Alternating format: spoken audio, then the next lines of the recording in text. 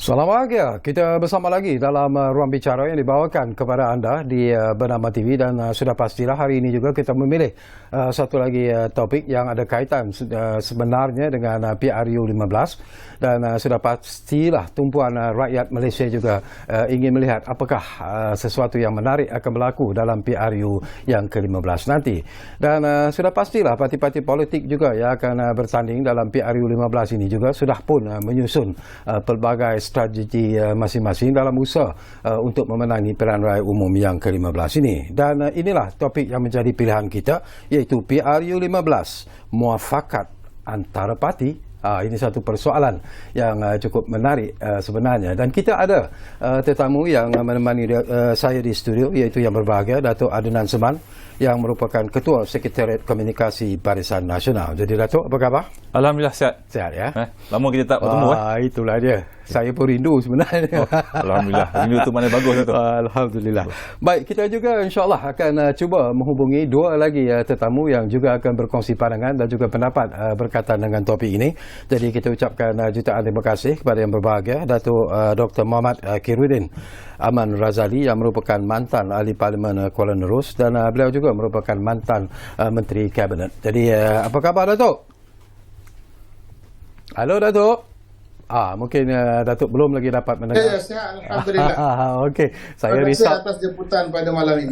Itulah saya pun risau, ingatkan Datuk tak dapat dengar suara saya dengan jelas, tapi alhamdulillah. Ya, dengar jelas. Alhamdulillah. Baik, kita ada seorang lagi tetamu yang akan kita hubungi melalui kemudahan Zoom ini. Jadi kita ingin mengambil kesempatan mengucapkan jutaan terima kasih juga sebenarnya kepada yang berbahagia Profesor Dr. Muhammad Azizuddin Muhammad Sani yang merupakan Profesor Politik dan Hubungan Antarabangsa UUM. Assalamualaikum Prof. Waalaikumsalam warahmatullahi. Sehat ya? Alhamdulillah baik. Jadi ini tiga tetamu yang cukup hebat sebenarnya untuk berkongsi pandangan dan juga pendapat berkaitan dengan PRU 15, muafakat antara parti. Baik, kita mulakan dulu bersama dengan yang berbahagia Datuk Adnan Seman yang berada di studio bersama dengan saya. Bila kita bercakap tentang muafakat antara parti, ini merupakan satu isu yang cukup penting dan menarik sebenarnya dan boleh dikatakan setiap kali menjelangnya PRU pastilah ada parti-parti politik yang akan bergabung dalam usaha sebenarnya untuk menarik pengundi-pengundi menyokong parti-parti ataupun gabungan parti-parti berkenaan. Tetapi apakah Datuk melihat bahawa mungkin tindakan ataupun langkah yang diambil oleh Barisan Nasional khususnya yang akhirnya mengambil keputusan untuk bergerak dalam PRU kali ini secara solo, itu merupakan satu perkembangan yang mungkin tidak dijangkakan tetapi menarik sebenarnya mungkin dari pandangan Datuk? Terima kasih Bernama TV kerana menjemput saya. Bagi menjawab soalan ini, saya kira kita perlu melihat semula PRN Negeri Johor dan PRN Melaka. Dan ini merupakan PRU yang cukup besar. Dan keputusan Barisan Nasional ini bertanding secara solo ni bukanlah sebenarnya satu keputusan yang tergesa-gesa. Kita telah lihat banyak sebenarnya analisa, banyak perbincangan di peringkat MKT dibuat, banyak sebenarnya diteliti dalam menentukan keputusan untuk bertanding solo. Dan keputusan PRN Johor yang kita lihat pada peringkat awal, banyak pihak yang sebenarnya agak begitu skeptikal dari segi keputusan pilihan raya negeri Johor. Sebelum itu kita lihat di Melaka. Saya masih ingat semasa Barisan Nasional ambil keputusan untuk bertanding 3 penjuru di PRN Melaka. Ramai pihak mengatakan Barisan Nasional tidak akan boleh menang di Melaka dalam keadaan undi Barisan Nasional dan juga Perikatan Nasional itu berpecah. Dan saya ketika dipanggil dalam program TV di peringkat parti, saya memberikan analisa. Saya kata kalau kita lihat di Melaka misalnya, satu perkara penting yang harus kita sedar ialah pada PRU ke-14 Barisan Nasional menentang Pakatan Harapan dan juga PAS, 3 penjuru. Okey. Tetapi gabungan coalition yang kuat, gabungan parti yang kuat adalah Pakatan Harapan dan juga Barisan Nasional. Dan di dalam Pakatan Harapan, kekuatan Pakatan Harapan menumbangkan kerajaan Barisan Nasional pada PRU 14 kerana keberadaan parti PBBM Bersatu yang menyertai Tun Mahathir punya kumpulan yang merupakan serpihan daripada UMNO ini. Mereka menyertai Pakatan Rakyat, kemudian menubuhkan Pakatan Harapan. Gabungan itu utuh. Tetapi selepas kejatuhan kerajaan Pakatan Harapan, apabila Bersatu keluar daripada Pakatan Harapan, sebenarnya gabungan Pakatan Harapan sudah longgar.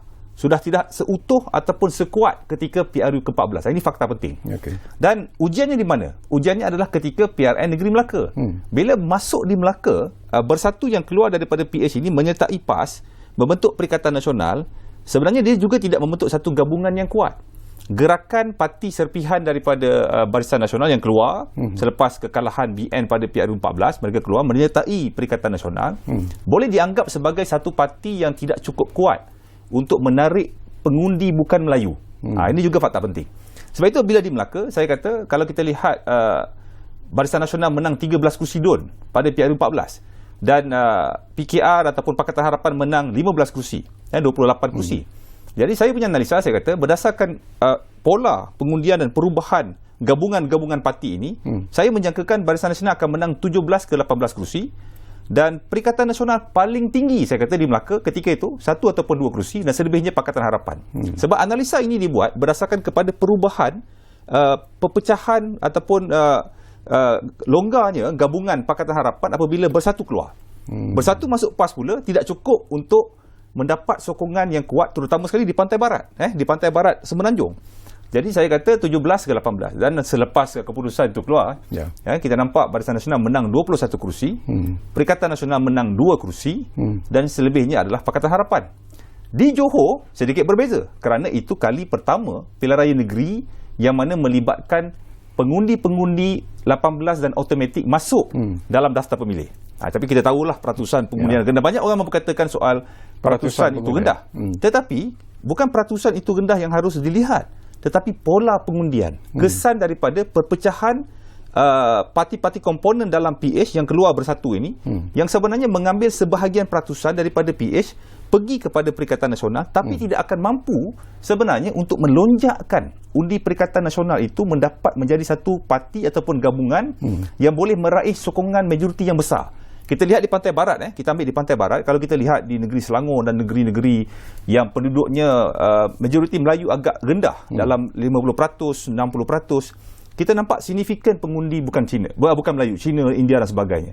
Dan dekat sinilah kita nampak kelemahan Perikatan Nasional. Mereka boleh pergi, saya kira prestasi mereka mungkin agak baik pada PRU ke-15 ini di sebelah atas, di sebelah Kelantan, Terengganu, Kedah. Tetapi kalau kita lihat di Pantai Barat, saya kira prestasi PN ini tidak memberangsangkan mengambil kira apa yang berlaku di Johor dan juga di Melaka. Ini trend. Sebab itu Barisan Nasional bila mengambil keputusan solo ketika di Melaka pada awal itu adalah ujian pertama. Dan kalau nak menguji kekuatan BN, sebab kita tahu BN kalah PRU 14 dalam keadaan segala isu tidak memihak Barisan Nasional. Tidak, segala isu tidak memihak Barisan Nasional. Dan Pakatan Harapan pula masuk dalam keadaan satu gabungan baru yang menawarkan janji-janji yang begitu menarik untuk pengundi-pengundi pada ketika itu dan tidak lagi dinilai dari segi prestasi kerajaan Pakatan Harapan. Bila mereka menang 22 bulan, mereka sudah boleh dinilai. Sudah ada ukuran yang boleh dilihat oleh pengundi dibandingkan antara BN, Pakatan Harapan, kemudian kita pergi Perikatan Nasional. Maka ketiga-tiga gabungan ini sudah boleh dilihat prestasi mereka untuk dibandingkan. Okey, saya nak petik daripada apa yang Dato' sebut. Kekalahan pada pilihan raya umum yang ke-14 itu disebabkan oleh isu-isu yang tidak memihak kepada Barisan Nasional ketika itu. Tetapi sekarang ini pun masih ada isu-isu yang dianggap begitu sensitif dan juga tidak memihak kepada Barisan Nasional. Apakah itu akan memberi kesan sebenarnya kepada prestasi BN dalam PRU kali ini? Saya lihat kesannya tetap akan ada, tetapi kesannya tidak sebesar PRU 14. Kerana kalau kita lihat PRU 14, banyak isu-isu, kita ambil contoh isu YMDB misalnya, isu-isu yang terkait soal mantan Perdana Menteri pada ketika itu. Dan isu-isu ini digabungkan dengan tawaran yang diberikan oleh Pakatan Harapan. Maknanya tawaran yang diberikan itu kalau kita ambil dari segi manifesto, kita tak perlu pergi secara terperinci manifesto ini. Tetapi harapan rakyat pada ketika itu melihat bahawa bila berlaku perubahan kerajaan daripada Barisan Nasional kepada Pakatan Harapan, mereka mahukan satu keadaan ekonomi yang lebih baik Betul, soal salah takbir, soal rasuah, soal guna kuasa dan sebagainya, ini satu isu besar dalam negara. Tetapi ada satu isu yang lebih besar yang menjadi pertimbangan pengundi-pengundi pada PRU14 juga adalah isu ekonomi. Kerana kalau kita lihat naratif yang dibawa oleh Pakatan Harapan pada PRU ke-14, segala salah laku, segala permasalahan yang terpalit pada kerajaan BN ini menjejaskan ekonomi. Kita lihat bagaimana isu YMDB dikaitkan dengan GST misalnya. Begitu jelas. Kaitan yang dibawa YMDB, GST dilaksanakan untuk mengambil duit rakyat untuk membayar hutang. Ini kita nampak. Dia punya correlation. Bagaimana dia membawa naratif yang begitu cantik. Dan apabila berlaku mereka menang, mereka menghapuskan GST, kita lihat suasana berbeza. Bursa saham kita jatuh daripada 1,900 mata turun ke 1,500 mata. Harga sawit kita jatuh. Kita lihat dari segi perusahaan kita terjejas. Ekonomi kita, pelabur juga hilang keyakinan. Kita nampak keadaan ekonomi yang tidak memberangsangkan. KDNK kita lebih rendah.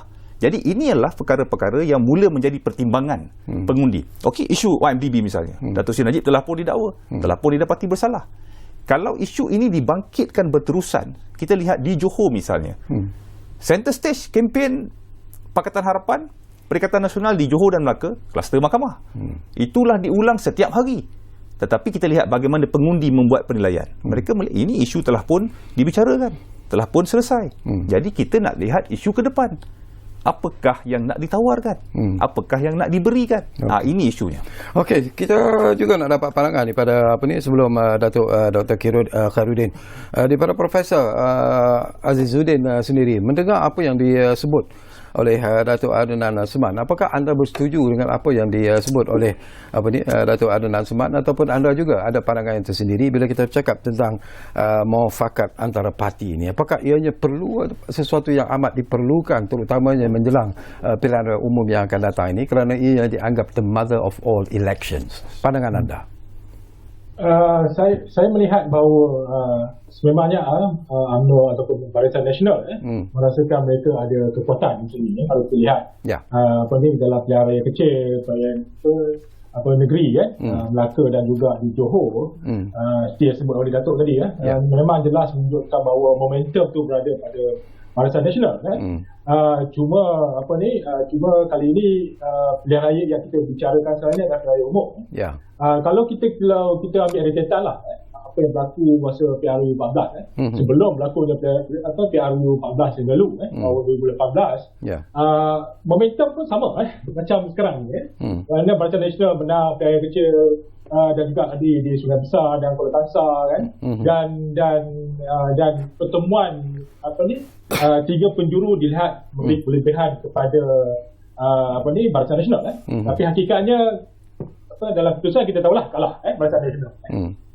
Dan dalam konteks sekarang ni, kalau kita lihat sekarang ni, faktor yang perlu diambil kira, walaupun indikator tu boleh diterima pakai di Melaka dan juga di Johor, tapi faktor yang kena diambil kira adalah ketika berlakunya pilihan negeri ini adalah ketika era PKP yang mana sepadan ditutup masa tu ada COVID dan orang pun takut nak keluar mengundi ketika itu, dan kadar keluar mengundi yang menyebabkan kadar keluar mengundi rendah.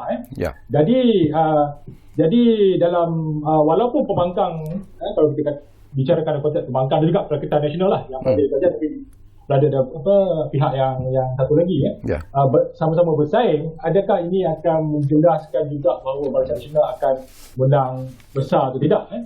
Sebab seperti kita tahu bahawa sokongan utamanya orang Melayu memang berada pada Barisan Nasional yang agak besar di pengundi tegarnya.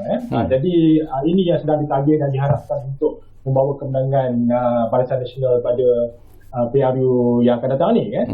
Cuma isu sebab kalau kita nak lihat faktor kemenangan sesuatu parti dalam pilihan raya, dia ada 3 faktor yang paling utama, iaitu parti, yang keduanya isu. Dan isu memang ada isu lah yang sedang cuba ditangani oleh Barisan Nasional, dan parti lain pun dia ada isu-isu yang sama yang juga perlu ditangani, dan juga manifesto yang akan dibentangkan. Apa isi parti ataupun perkara-perkara yang penting dalam manifesto yang mungkin boleh menarik minat rakyat untuk mengundi parti Barisan Nasional atau parti-parti lain sekalipun. Jadi ini juga sangat penting lah untuk bawa keyakinan rakyat untuk mengundi Barisan Nasional pada PRU yang akan datang. Tapi satu lagi faktor yang saya rasa paling utama iaitu calon. Kita nampak kelemahan Barisan Nasional sebelum ni banyak juga ada faktor calon yang dikemukakan tidak mendapat sokongan atau sambutan lah daripada rakyat. Saya nampak sendiri lah apa yang berlaku di Kedah misalnya sebelum ni. Ada elemen itu. Di Terengganu pun begitu. Sebab PAS menang di Terengganu. Jadi saya tak tahu sekarang calon itu bagaimana pemilihan dan sebagainya. Tapi reaksi kepada calon itu kita boleh lihat lah selepas penamaan nanti lah. Saya rasa pun tak lama lagi lah penamaan calon itu akan diadakan. Jadi melihat pada perkara ini dan juga mengambil kira PRU yang akan diadakan pada musim banjir ini kalau dikatakan menghadapi musim terbujuh ni lah dikatakan. Walaupun saya rasa kalau banjir pun berlaku agak tidak menyeluruh lah banjirnya, ada satu tempat yang mana saya rasa pihak kerajaan MKL kita boleh tangani tapi kalau mengambil kira contoh kali terakhir musim pilihan raya diadakan pada musim terbujuh tahun 1999, ketika itu kita lihat bahawa undi Melayu tidak pergi pada Barisan Nasional pergi kepada pemanggang jadi saya rasa banyak indikator yang boleh diambil kira untuk menentukan sama ada kemenangan besar atau tidak Barisan Nasional kali ini. Tapi banyak bergantung juga pada kadar keluar undi. Kadar keluar undi yang lebih tinggi saya rasa akan sedikit menjejaskan peluang Barisan Nasional. Kalau kurang akan inilah.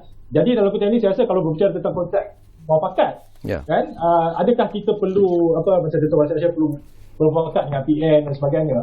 Ini dilema yang dihadapi lah oleh muafakat nasional sebelum ini sebab muafakat nasional ditubuhkan kerana ketika mereka itu ataupun BN dan PAS dalam pembangkang bila mereka dalam kerajaan dan merasakan mereka perlu bersaing sebab mereka ni musuh tradisi sebenarnya, tapi bersahabat sebab menghadapi Pakatan Harapan. Sekarang ni mereka dalam kerajaan dan mereka ingin bersaing untuk memastikan mereka sendiri yang untuk kerajaan, tidak cara berpakat.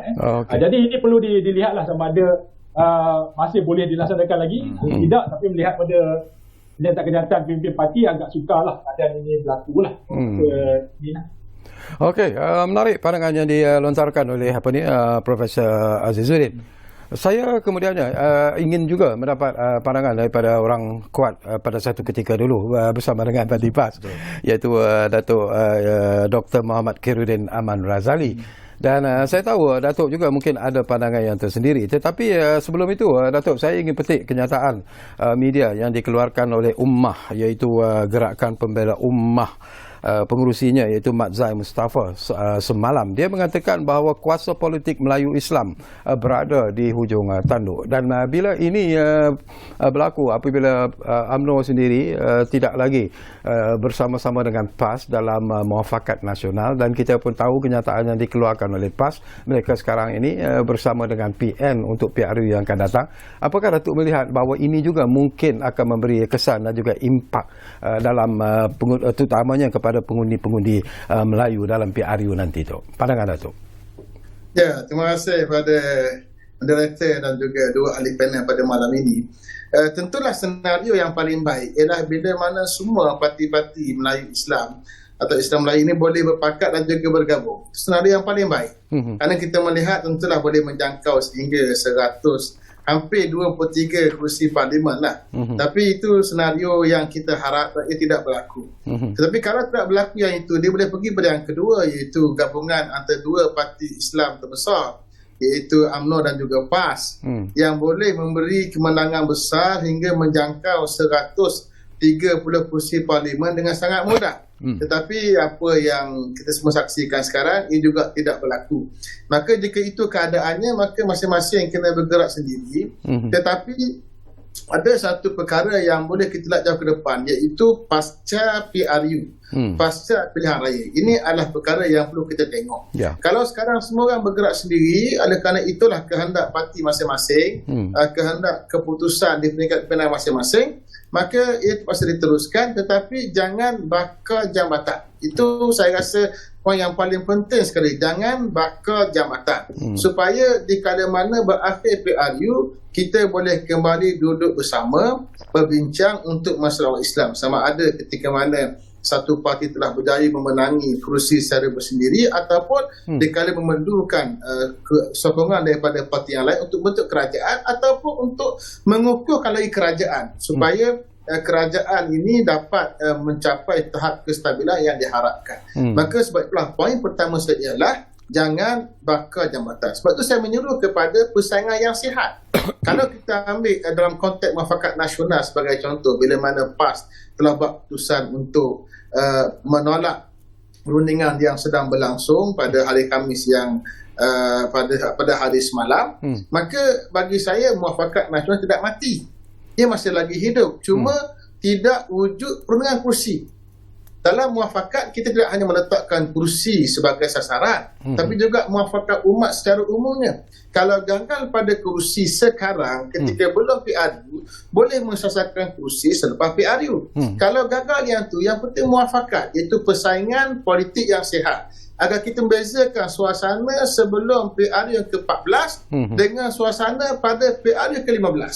PRU yang ke-14 dia serang menyerang semua pihak. Semua jadi macam orang yang tidak keruan, semuanya serang menyerang, dan kita melihat apa hasilnya. Maka kita harap untuk kali ini PRU ke-15 ada satu perubahan yang berlaku disebabkan oleh kejayaan kebersamaan dalam kerajaan dalam tempoh hampir 2 tahun, dalam tempoh 2 tahun lebih, antara menerusi kerajaan Perikatan Nasional atau menerusi kerajaan keluarga Malaysia yang menggabungkan ketiga parti utama, UMNO, PAS dan juga Bersatu, dan juga parti lain di peringkat DRS dan juga GPS di Sarawak. Semua duduk bersama, maka kita telah ada ramuan sebenarnya. Ramuan yang perlu kita elokkan lagi, perindahkan lagi, dan kita perendahkan lagi. InsyaAllah saya yakin masa depan untuk umat bersatu dan berpadu ini masih lagi terbuka luas. Bagi saya terowong belum lagi menjadi gelap, masih ada cahaya di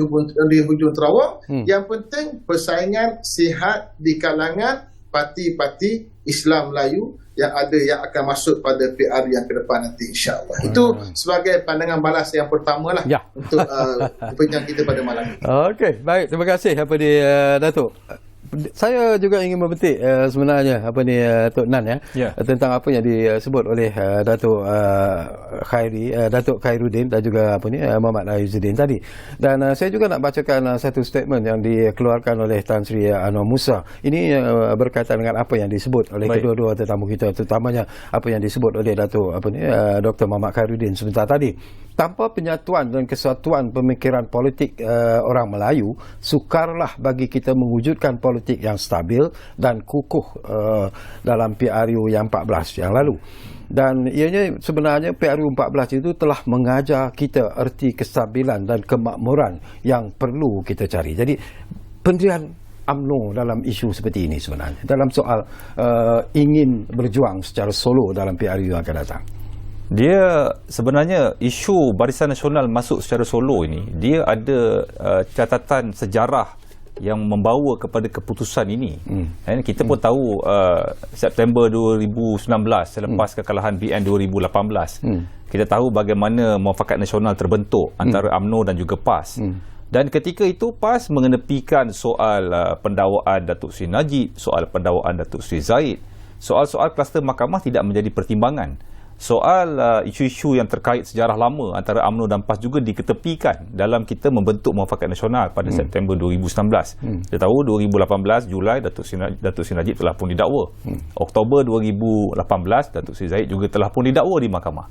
Jadi soal isu kluster mahkamah, soal isu pendakwaan rasuah telah pun ada. Sebab itu saya agak terkejut apabila isu-isu berkaitan dengan pendakwaan ini dijadikan asas untuk mengatakan bahawa PAS tidak boleh bekerjasama dengan UMNO. Jadi saya juga tidak nampak kenapa isu-isu lama yang dibangkitkan oleh Presiden PAS baru-baru ini, juga saya tidak nampak kenapa isu-isu ini menjadi isu pertimbangan. Dan kalau kita lihat pilihan raya kecil di Kuala Kangsar, Prof sebut tentang pilihan raya kecil Kuala Kangsar berlaku 2016. Dia punya tempoh daripada pilihan raya kecil Kuala Kangsar dan Sungai Besar, dua pilihan raya kecil serentak pada ketika itu, tempohnya begitu jauh dengan PRU ke-14 2018, dan banyak kita tahu berlaku dalam tempoh 2016, 17 dan 18. Dan gabungan Pakatan Harapan semakin kuat, isu-isu yang dibangkitkan semakin banyak. Tetapi di Johor, di Melaka, ketika UMNO masuk di dalam pilihan raya negeri Melaka, UMNO masih lagi membuat keputusan MKT untuk menawarkan PAS 5 kerusi di Melaka. Itu kita jangan lupa fakta ini. Maknanya walaupun ketika itu telah pun ada keputusan untuk bertembung di Melaka dalam Perikatan Nasional dan juga Barisan Nasional dan juga PH. UMNO masih lagi pada ketika dan saat itu mengharapkan bahawa PAS boleh kembali bersama dengan MN, bersama dengan UMNO. 5 kursi ditawarkan. Dan di Johor juga ada tawaran dibuat. Tetapi PAS mengambil keputusan untuk bersama dengan Bersatu. Kita tahu masalah berpunca daripada Pilihan Raya Negeri Sabah. Sebelum Pilihan Negeri Sabah, Parti Perikatan Nasional itu didaftarkan dengan begitu tergesa-gesa. Pada Ogos telah pun didaftarkan. Jadi kita tahu apa yang berlaku dalam, ini sejarahnya lah, secara politiknya. Bagaimana political maneuver untuk meletakkan Perikatan Nasional itu didaftarkan. Dan sebenarnya dia lebih kepada satu usaha untuk meletakkan Bersatu itu sama tinggi dengan UMNO. Dan kita tahu penubuhan Bersatu pun daripada awal telah pun disebut oleh Tun Mahathir pada awal. Penubuhan Bersatu kita masih ingat kan, pada 2016-2017 disebut bahawa Bersatu ini satu hari nanti akan menggantikan UMNO. Dan usaha Bersatu untuk menggantikan UMNO ini berterusan kan, bukan sekadar selepas PRU14, tetapi walaupun telah terbentuk Kerajaan Perikatan Nasional, usaha itu berjalan. Dan dia sebenarnya mencederakan hubungan, bukan hubungan Bersatu dengan UMNO. Hubungan Bersatu dengan UMNO ini telah keruh daripada awal. Dan ketika Tun Mahathir meletakkan jawatan pada awal 2020, sebahagian pimpinan UMNO telah meminta supaya Parlimen dibubarkan. Tetapi ke bawah duli Seri Paduka Baginda di-Pertuan Agong pada ketika itu menasihati ahli-ahli Parlimen bahawa tidak sesuai untuk diadakan pilihan raya pada awal 2020, pada Februari dan Mac. Kerana kita pun tahu pada bulan 1 telah pun ada penularan kes COVID. Di negara luar juga telah dilaporkan penularan kes COVID. Telah ada kes COVID pada pandemik telah bermula. Jadi tidak dilakukan pilihan raya. Maka sokongan kepada Tan Sri Mahyudin pembentukan Kerajaan Perikatan Nasional adalah bersifat sementara sehingga selesai pandemik COVID-19. Ini dia punya objektifnya. Tetapi dalam masa sama tidaklah menutup ruang perbincangan dari segi gerak kerja gabungan politik. Tetapi kita lihat tindak tanduk yang dimainkan ini akhirnya mencederakan. Dan bagi saya menggunakan isu kluster mahkamah, isu ini bagi saya ia amat dangkal sama sekali. Minta maaf saya gunakan perkataan itu sebab tapi isu itu akan terus dimainkan sebenarnya dalam kempen. Kalau kita nak menggunakan isu itu sebagai asas untuk tidak boleh lagi bekerjasama, bagi saya dia sangat dangkal sebab you bekerjasama, Muafakat Nasional dibentuk, telah ada isu-isu ini. Jadi itu bukan pertimbangannya sepatutnya, bukan pertimbangan. Dan apatah lagi kalau kita lihat UMNO dan Barisan Nasional bergerak ke depan lagi. Kita tahu kepimpinan-pimpinan yang tertentu. Sebab itu kenapa Majlis Kerja Tertinggi UMNO membuat keputusan untuk menamakan Datuk Seri Ismail Sabri sebagai poster boy supaya tidak ada polemik. Jelas dan nyata, menang saja pilihan raya umum ke-15 Barisan Nasional, yang mengangkat sumpah nanti adalah Datuk Seri Ismail Sabri. Dan orang menggunakan Johor lagi sekali. Oh, tapi di Johor kita letakkan Hasni. Tetapi yang kita dapat orang lain. Kan? Kita dapat Wan Hafiz.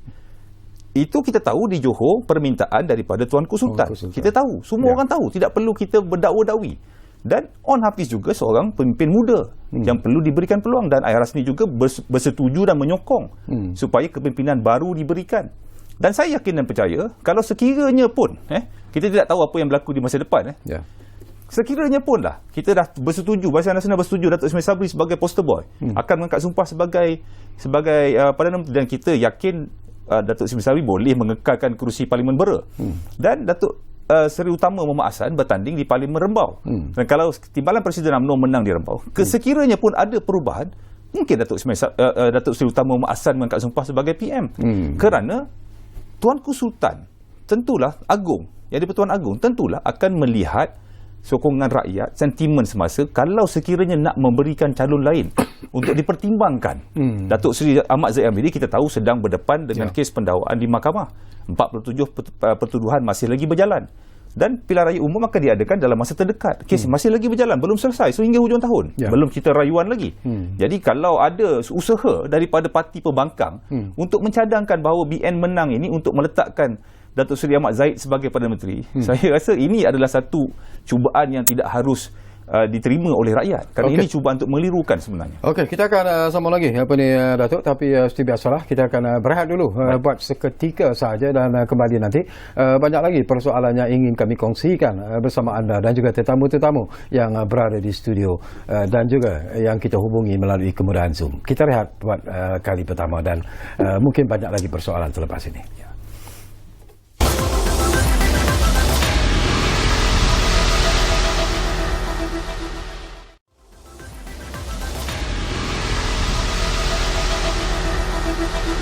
Baiklah, kita kembali semula ke ruang bicara ini. Masih lagi bercakap tentang PRU 15, muafakat antara parti. Baik, mungkin Profesor Dr. Muhammad Azizuddin, kita tinggalkan dulu tentang apa yang kita bercakap sebentar tadi yang melibatkan UMNO dan juga PAS dan juga Barisan Nasional secara amnya. Tetapi kita juga ingin melihat parti-parti lain yang juga sebenarnya menaruh harapan yang tinggi dalam PRU ke-15. Kita ada PH dan itu kita tak cakap lagi parti-parti lain, Gerakan Tanah Air dan sebagainya yang juga merupakan gabungan-gabungan yang mungkin akan memberikan cabaran hebat dalam PRU 15 ini. Jadi bagaimana analisis dan juga pandangan Prof sendiri tentang parti-parti lain seperti PH, Bersatu dalam PN dan sebagainya? Saya melihat kali ini satu yang unik. Buat pertama kalinya kita ada banyak parti gabungan yang bersaing untuk berebut kuasa lah dalam konteks Malaysia ni. Kalau kita lihat sebelum ni, sebenarnya sistem politik Malaysia ni dah berganjak daripada sistem yang melibatkan satu parti dominan yang mana Barisan Nasional, satu parti dominan sebelum ni, kepada dua parti dominan yang mana adanya Pakatan Pakatan Harapan, sebelum tu Pakatan Rakyat dan Barisan Nasional bersaing untuk berkuasa dan apabila Barisan Nasional kalah dan Pakatan Harapan jatuh, muncullah Perikatan Nasional dan sekarang ni ada DDA di Sabah Sarawak pula ada PRS dan GPS dan sebagainya. Jadi satu bentuk sistem yang mana kita lihat multi-parti atau berbagai parti wujud dan walaupun ada penampakan dominan tu ada pada Barisan Nasional sedikit berbanding yang lain, tapi nampaknya agak secara relatifnya sama bersaing untuk kuasa Jadi dalam konteks ini sekiranya kalau keadaan di Melaka dan Johor berlaku indikator seperti disebut oleh Datuk Adan tadi boleh berlaku dan Barisan Nasional menang dengan meyakinkan 2/3 ataupun jadi mudah. Saya rasa satu yang sangat menarik lah nak melihat keadaan itu berlaku Tapi sekiranya seperti mana kita tahu dalam pilihan raya umum ni bentuk politik, dinamik politiknya sentiasa berubah dan kadang-kadang perubahan itu berlaku di saat akhir boleh berlaku Jadi menyebabkan mungkin tidak ada parti-parti yang mendapat majoriti yang cukup untuk kerajaan. Jadi ini yang kemungkinan itu yang kita lihat naratif yang dibawa oleh semua parti Barisan Nasional, malah Perikatan Nasional, Pakatan Harapan dan juga GDA melihat bahawa mereka mahu bersaing secara solo semuanya dalam konteks Perikatan Nasional, walaupun ada nak bergabung dengan Barisan Nasional, tapi sekarang nampaknya ke arah solo juga Jadi tapi kalau tak ada yang mendapat majoriti yang cukup untuk kerajaan, jadi kemungkinan dipikirkan gabungan atau disebut sebagai super coalition selepas pada pilihan raya umum nanti Jadi ini yang saya rasa PAS pun biarkan keadaan muafakat nasional itu akan buka sekarang ni, masih boleh dirundingkan lagi walaupun kata-kata itu wujud dalam persaingan politik Pakatan Harapan juga Anwar Ibrahim pun dia kata dia akan boleh mungkin lebih terbuka dengan Perikatan Nasional dan juga GTA yang boleh dia ada kerjasama, mungkin tak sekarang mereka akan bersaing, tapi mungkin selepas pilihan raya umum Jadi masing-masing semua parti saya rasa melihat sekiranya ada ruang untuk dibukakan sekiranya tidak ada parti yang mendapat majoriti ketika dalam pilihan raya umum yang akan diadakan Jadi ini satu yang bagi saya menarik, ingin dilihatlah apa yang akan berlaku dan cuma saya nak komen sedikit tentang pandangan Datuk Khairudin tadi sekiranya kerajaan parti-parti Islam ni bergabung dan bersaing untuk menang.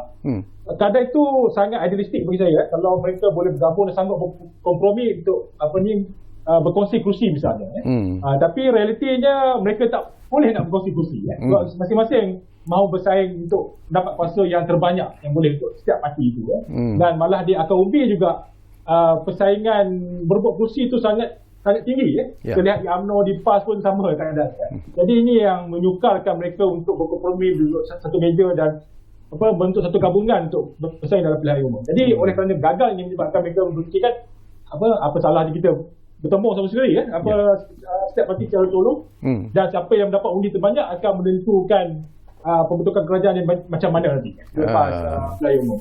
Okey. Jadi itu senario yang berlaku. Okey, kita juga nak berkongsi pandangan bersama dengan Datuk Khairuddin berkaitan dengan apa yang disebut oleh Azizuddin tadi. Mungkin akan berlaku apa yang disebut oleh Prof tadi, Datuk ya. Mungkin tidak akan ada parti yang akan mendapat majoriti untuk membentuk kerajaan. Tidak ada parti yang mungkin akan dominan dalam pilihan raya umum kali ini. Jadi apakah Datuk juga menjangkakan bahawa ini mungkin akan berlaku, dan apabila ianya berlaku maka muafakat antara parti ini akan dimulakan semula dalam usaha untuk membentuk kerajaan. Pandangan Datuk. Baik, terima kasih. Pertama saya nak sebut tentang perkataan solo yang digunakan oleh panelis tadi. Saya lihat bahawa solo itu kalau dimaksudkan hanya BN semata-mata, saya rasa bukan itu yang dimaksudkan dengan realiti sebenarnya, sebab yang bersama dengan BN adalah juga DRS Sabah dan juga GPS Sarawak. Berarti BN berkolaborasi dengan dua parti gabungan yang ada di negeri Sabah dan juga negeri Sarawak. Itu satu. Yang kedua, kalau kita lihat ruang perundingan. Ruang perundingan, saya tengok apa yang disebut oleh Datuk Taqiyuddin Hassan, Setiausaha Agung PAS, menerusi laman berita Free Malaysia Today, bahawa pintu rundingan masih lagi terbuka. PAS hanya menetapkan dia bersama dengan PN. Tetapi pintu rundingan masih lagi terbuka. Bagi saya itu adalah satu lagi cahaya di hujung terowong yang boleh diambil. Saya ingin mencadangkan kepada PAS dan juga UMNO untuk berunding, mengambil kaedah jambatan tadi. Jangan bakar jambatan. Untuk kita mengekalkan hubungan, boleh saja diambil satu cara, iaitu berpakat pada sebahagian kursi saja. Saya mencadangkan begini. Contohnya di Kedah, ada beberapa kursi yang kritikal. Kalau masing-masing ambil satu kursi setiap satu parti, contohnya di Kedah ambil satu, UMNO ambil kursi Alustar, PAS ambil kursi Kuala Kedah, satu sorang, maka ia akan menjadi satu jambatan antara PAS dan juga UMNO, antara Muafakat Nasional dengan antara ABN dengan Perikatan Nasional. Kita ambil di negeri Perak sebagai contoh. Boleh sahaja PAS mengambil Parit Buntar, kemudian UMNO BN mengambil Lumut, masing-masing pasti akan menang kerana undi yang gabungan undi BN dengan PAS berdasarkan PRU ke-14 cukup untuk memenangkan kursi tersebut. Berarti di Perak ada satu lagi jambatan. Kita ambil Selangor pula sebagai contoh. Selangor mungkin PAS boleh ambil Kapak ataupun ambil Ulangat, dan UMNO ambil sebaliknya Kapak atau Ulangat. Yang penting satu seorang dia ambil menjadi jambatan antara dua parti.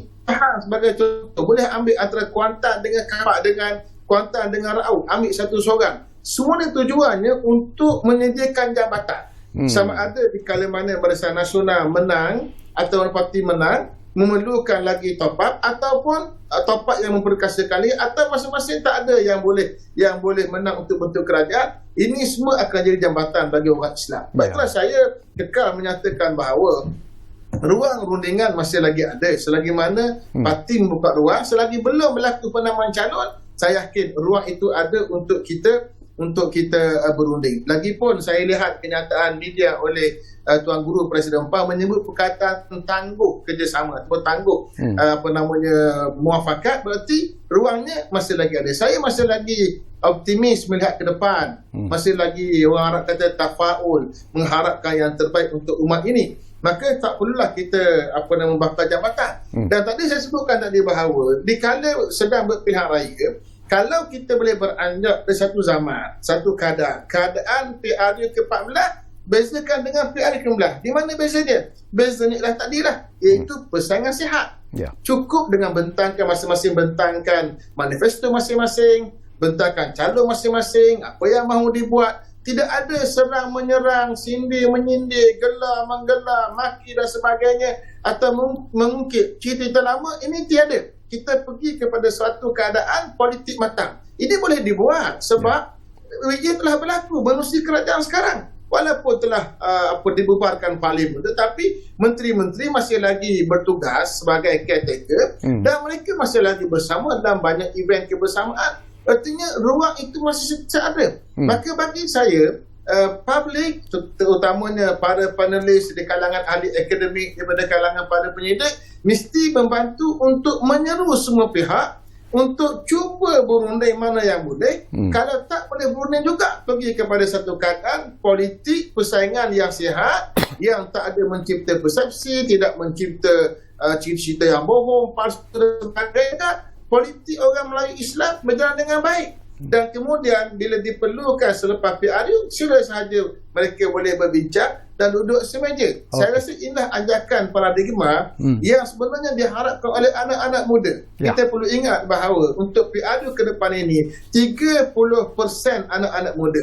Dan anak-anak muda berdasarkan banyak kajian belum lagi membuat keputusan. Mereka hanya buat keputusan berdasarkan apa yang terkini dibentangkan oleh parti masing-masing dan apa yang terkini dibentangkan bermasa cara masing-masing. Maka kalau kita mahu maju ke depan, dan kalau bagi pihak PAS dan juga UMNO sebagai contoh mengharapkan kemenangan tidak berpihak kepada Pakatan Harapan, maka satu langkah yang berani, yang drastik, yang gagah mesti dilakukan oleh kedua-dua parti. Dan saya yakin itu adalah harapan ahli-ahli di peringkat parti masing-masing sebenarnya. Baik, terima kasih. Menarik.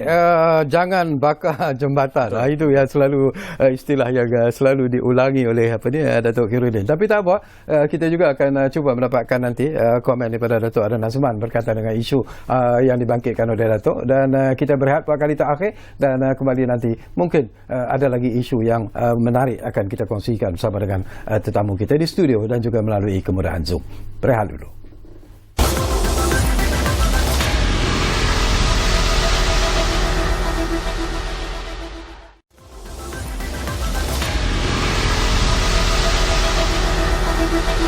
Baik, terima kasih kalau anda masih lagi bersama kami di ruang bicara ini. Jadi Datuk Adnan Azman, menarik jugalah apa yang disebut oleh Dr. Muhammad Datuk Dr. Muhammad Khairuddin sebentar tadi, dan macam saya katakan, dia mengulangi lagi istilah cahaya di hujung terowong. Dia juga mengulangi istilah jangan bakar jambatan.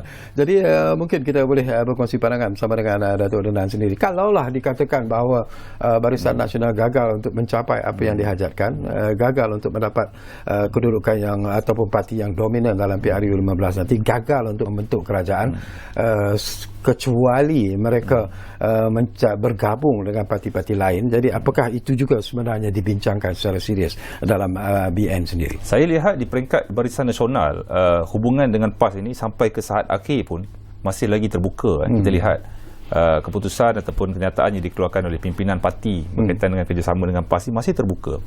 Dan apabila kita sebut bertanding solo, saya setuju apa yang Dr. Khairuddin sebut, Dr. Khairuddin sebut tentang bila BN sebut solo ini, dia dalam konteks semenanjung, kerana Barisan Nasional telah pun memutuskan dan jelas dari segi kerjasama dengan GPS di Sarawak, dan di Sabah Barisan Nasional pun telah pun bersetuju dengan GRS, telah pun ada kenyataan media dikeluarkan, dan sebenarnya pada ketika ini jumlah pembahagian kursi di Sabah telah pun selesai ketika ini. Jadi Barisan Nasional melihat Sabah dan Sarawak ini sudah pun selesai. Jadi isu semenanjung ini pada peringkat akhir adalah berkaitan dengan kerjasama dengan PAS. Tetapi bila PAS telah pun mengambil pendirian untuk terus kekal dalam Perikatan Nasional dan akan bertembung dengan Barisan Nasional di peringkat semenanjung, dan kita tidak pasti bagaimana soal GRS Sabah dan juga Perikatan Nasional, tapi setakat yang kita lihat kenyataan media, jelas GRS akan bertanding atas lambang GRS dan telah pun didaftarkan. Jadi tak pasti sama ada Perikatan Nasional juga akan masuk bertanding di Sarawak sebagaimana yang berlaku dalam pilihan raya negeri. Dan Barisan Nasional memang tidak akan meletakkan calon di Sarawak kerana GPS adalah rakan strategik kepada Barisan Nasional. Jadi dalam menjawab soalan ini, Barisan Nasional melihat kepada nak bentukkan kestabilan politik negara, kerana kita tidak mahu lagi berada dalam keadaan di mana bila kita selesai saja pilihan raya, urusan pilihan raya itu sebenarnya tidak selesai. Ini satu benda yang menjadi kebimbangan, kerana kita bimbang bila kita sampai satu keadaan di mana tidak ada mana-mana parti yang mendapat simple majority. Betul, kita boleh bergabung, tidak ada masalah, tetapi gabungan itu akan jadi very loose. Itu yang berlaku dalam Pakatan Harapan misalnya, kerana walaupun mereka bergabung untuk menjatuhkan BN, tetapi banyak isu yang belum selesai, sehingga kan selepas mereka membentuk kerajaan banyak perbalahan, isu polisi, isu siapa Perdana Menteri, isu-isu pembahagian jawatan dalam kabinet juga akan menjadi pertikaian, dan ini sebenarnya menjejaskan harapan kita untuk memulihkan kestabilan. Dan kita kena ingat kita nak pulihkan kestabilan politik ini kerana pada 2023 kita perlu lihat bahawa negara dunia akan berdepan satu keadaan ekonomi yang lebih mencabar. Ini laporan daripada Bank Dunia, laporan daripada penganalisa ekonomi dunia yang menjangkakan worst to come, kan? Maksudnya ada benda yang lebih teruk akan berlaku 2023. Jadi kita perlu segera menyelesaikan masalah kestabilan politik ini, meletakkan negara kembali dalam landasan supaya kita boleh menyelesaikan masalah ekonomi. Sebab itulah usaha dibuat di peringkat awal dalam membentuk coalition untuk mendapatkan keadaan yang baik sebagaimana dilihat di PRN Melaka dan PRN Johor. Sebab itu satu pertimbangan yang diambil oleh sebahagian pengundi bila mereka melihat gabungan-gabungan ini tidak berjaya dalam konteks Muafakat Nasional misalnya, Perikatan Nasional, Barisan Nasional dan PIS, maknanya sudah ada 3 utama parti, kemudian GTA yang kita tak pasti sama ada akan bertanding di 222 parlimen, tetapi maksudnya kita jangkakan paling tidak 3 parti ini akan bertanding di banyak kawasan.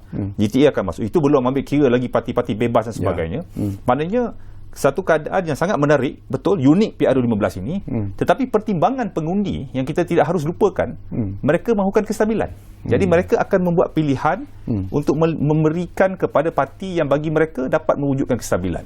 Jadi isu soal saya nampak banyak isu-isu dimainkan. Saya setuju soal kita memulakan satu pilihan raya yang bersih, satu pilihan raya yang begitu orang kata apa, matang dalam membangkitkan isu-isu negara, isu-isu masa depan, soal polisi dan sebagainya, yang sebenarnya kurang dibicarakan. Yang dibicarakan ni soal penyamun, soal isu-isu mahkamah yang tak habis-habis. Saya kira dah bertahun-tahun dah isu ni. Diulang berkali-kali. Kadang-kadang kita pun nampak kempen ini menjadi kempen benci, bukan kempen apa yang nak dibawa, apakah fiskalnya, apakah cadangan ekonominya, bagaimana dasar tenaga negara, bagaimana dasar pendidikan negara nak dibawa. Ini perkara yang bagi saya perlu diletakkan di depan. Tapi apa pun, kembali kepada tajuk kita soal gabungan ini, saya melihat Barisan Nasional sekiranya tidak mendapat majoriti, saya nampak kecenderungan itu akan pergi pada PAS. Dan tentulah pertembungan kerusi-kerusi terutama sekali di Pantai Timur, pertembungan antara Barisan Nasional dan juga PAS. PAS telah pun umumkan 3 negeri menggunakan lambang PAS, tidak menggunakan lambang Perikatan Nasional. Kita ada kebimbangan soal strategik politik, soal di kawasan PAS bertanding, mereka tidak mahu UMNO bertanding.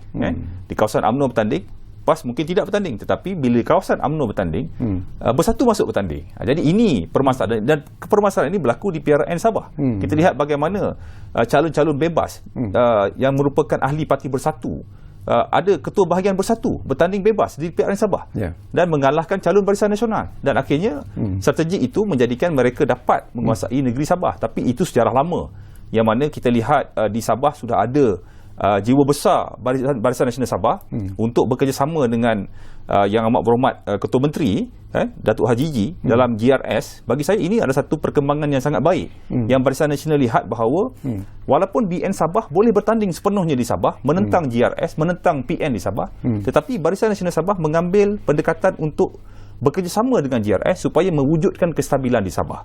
Dan ianya telah berlaku, dan saya kira sepatutnya dibawa ke Semenanjung, tapi malangnya ia tidak berjaya dicapai. Tetapi apapun, Barisan Nasional harus menawarkan calon-calon muda. Saya tertarik dengan apa yang Profesor Azizuddin sebut tentang calon-calon. Ini adalah satu perkara yang perlu dititik beratkan, dan itulah sebenarnya bermula daripada Melaka dan di Johor. Apabila Barisan Nasional menetapkan 7% muka baru di Johor, di Melaka, 82% muka baru di Johor, dan pengerusi Barisan Nasional dalam kenyataan terbuka di dalam Dewan mereka menyatakan bahawa kali ini Barisan Nasional akan menampilkan 70% muka baru seluruh negara. Dan ini satu perkembangan yang begitu ketara, mendapat tepukan yang gemuruh dalam Dewan mereka dan diulang dalam beberapa program yang melibatkan parti. Satu komitmen yang dinyatakan oleh Barisan Nasional pengerusi BN bahawa 70% muka baru. Dan kita lihat perubahan kepimpinan di Melaka, di Johor, dan Johor telah pun baru-baru ni dia mencapai satu pelaburan 60.9 bilion daripada Januari, satu pencapaian pelaburan paling tinggi dalam sejarah Johor. Dan kestabilan politik di Johor ini akibat perubahan kepimpinan, penawaran muka-muka baru dan sebagainya ini. Dan saya kira perlu juga diambil oleh parti-parti lain. Saya juga sebenarnya mengharapkanlah pemimpin-pemimpin lama yang ada dalam Pakatan Harapan barangkali, pemimpin lama yang ada dalam Perikatan Nasional barangkali juga perlu juga menilai inilah masanya sebenarnya mereka menawarkan untuk bersara daripada politik. Sebab bagi saya inilah masanya 2015 PRU 15 2022 inilah masanya untuk memberikan ruang kepada sebanyak mungkin calon muda. Okey, cuba kita tanya Prof. Dr. Azizuddin tentang pengundi-pengundi muda, dan ini juga dikaitkan dengan undi 18 itu sendiri. Pandangan Prof sendiri, apakah ianya akan menjadi realiti sebenarnya, ataupun pemimpin-pemimpin lama masih lagi akan turun ke gelanggang untuk bertanding dalam PRU 15 ini, Prof? Ini persoalan yang sebenarnya orang parti yang jawab. Tak letak berapa ramai. Tapi UMNO dah ada bagi ataupun Barisan Nasional bagi komitmen 70%. Dan kalau kita lihat dari pengundi pun, pengundi yang umur 40 ke bawah pun dalam 51%, 50% lebih. Jadi dalam konteks ini saya rasa ada signifikan lah kalau nak letakkan ramai calon muda dan baru dalam konteks pilihan raya umum kali ini. Dan saya yakinlah melihat pada trend Melaka juga dengan Johor, akan ramailah calon-calon baru akan dikemukakan. Calon baru tak maksudnya muda tapi juga calon lama, tapi diberi peluang lah kali ini gantikan orang-orang lama. Tapi macam mana pun saya rasa orang lama masih diperlukan sebab untuk memimpin parti perlu ada rekomendasi. Tak boleh semua orang yang baru sebab pengalaman tu penting dalam takbir kerajaan. Dan kelebihan daripada Barisan Nasional sebenarnya berbanding dengan parti-parti lain adalah pengalaman yang mereka ada lah sebagai pemerintah. Jadi itu kelebihan yang ada lah di pihak Barisan Nasional. Tapi dalam konteks sama ada calon-calon muda ini ataupun baru ni boleh dapat peluang kemenangan, itu satu cabaran lah sebenarnya. Yang kadang-kadang dalam pilihan raya sebenarnya lagi lama tempoh kempen lagi baik sebenarnya kepada calon-calon muda dan baru. Tapi hakikat dalam kempen kita ni saya rasa selalunya 2 minggu lah. Tapi sekarang ni ada tak tahulah dalam musim monsun ni kita tempoh berapa lama, tapi saya yakin dalam 2 minggu jugalah kempen tu. Tapi calon-calon muda dan baru ni saya rasa mereka perlukan masa untuk dikenalkan di kawasan dan sebagainya. Dan kalau lihat pula trend pengundi muda pengundi muda pula memang mereka suka memilih calon-calon dalam konteks maksudnya dalam konteks umur mereka itu sendiri, walaupun bukanlah kata terlalu muda tapi dilihat muda. Kalau 40 tahun pun dilihat muda juga. Mungkin terpilih di situ. Cuma kebimbangan satu perkara lagi saya kena highlight sebenarnya adalah kebimbangan sama ada ramai atau tidak yang keluar mengundi. Pengundi muda ataupun pengundi automatik ni. Yang saya bimbang sebenarnya pengundi automatik. Sebab pengundi automatik dia ramai. Saya rasa hampir dalam 5 juta lebih pengundi automatik. Dan kebiasaannya mereka ni tak keluar mengundi, dan saya tak pasti mereka akan keluar mengundi atau tidak lagi kali ini. Dan saya yakin mungkin ramai tak keluar mengundi.